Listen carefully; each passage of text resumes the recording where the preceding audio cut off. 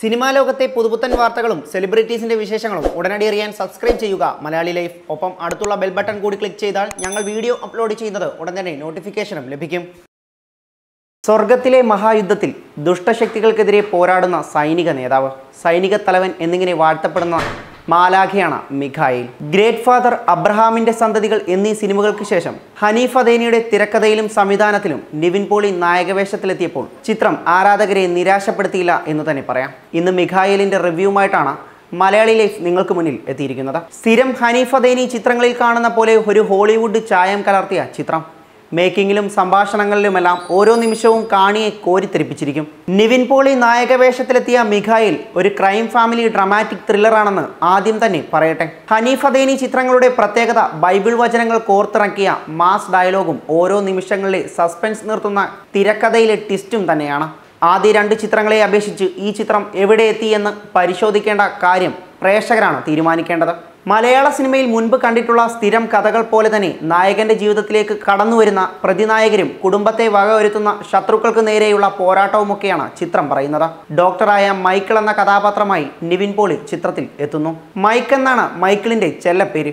Cinema തുടങ്ങി ഏകദേശം 20 minute പൂർത്തിയായ ശേഷമാണ് മൈക്കിളിന്റെ മാസ് എൻട്രി. സിനിമയുടെ തുടക്കം പറയുന്നത് നെടുമ്പാശ്ശേരി എയർപോർട്ടിലെ സ്ഥിരം സ്വർണ്ണക്കടത്തും ഇതിലൂടെ കഥ കടന്നു പോകുമ്പോഴെത്തുന്ന കൊലപാതകവുമൊക്കെയാണ്. പോലീസ് അന്വേഷണം ജോർജ് പീറ്റർ എന്ന സ്വർണ്ണ വ്യാപാരിയിലെത്തുന്നു.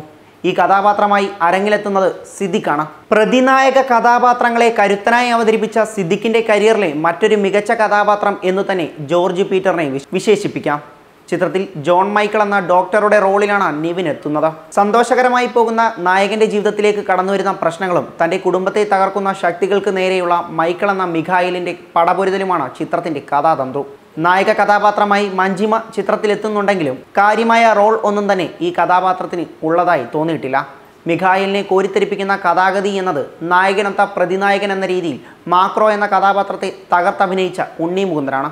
മസിലും ആക്ഷനും കലർത്തി ഉണ്ണി തൻ്റെ റോൾ കിടിലമാക്കിയിട്ടുണ്ട്. കഥയുടെ പല സന്ദർഭങ്ങളിലും നായകനേക്കാൾ പ്രതിനായകൻ അരങ്ങ് തകർത്തെന്ന് തോന്നിപ്പോകും.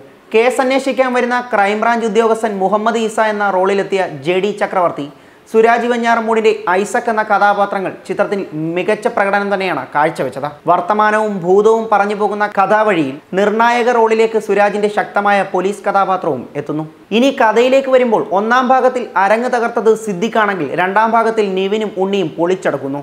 ലോജിക്കില്ലാത്ത അവതരണത്തിലൂടെയാണ് കഥയെ കൊണ്ടുപോകുന്നത് എന്നത് മാത്രമാണ് ചിത്രത്തിന്റെ നെഗറ്റീവായി തോന്നേണ്ട ഏക കാര്യം. അധോലോകങ്ങളുടെ പടവെട്ടലുകളും കൊല്ലും കൊലയ്ക്കുമിടയിൽ മൈക്കിളിന്റെ കടന്നുവരവും എന്തിനെന്നറിയാതെ പലരെയും സർജറി ബ്ലേഡ് കൊണ്ട് അരിഞ്ഞു തള്ളുന്ന നായകനെയും ചിത്രത്തിന്റെ രണ്ടാം ഭാഗത്തിൽ മുഴുനീളം കാണാം. പലയിടത്തും പോലീസിന്റെ റോൾ എന്താണെന്ന് ഓർത്ത് പലരും തലചൊറിഞ്ഞു പോയേക്കാം.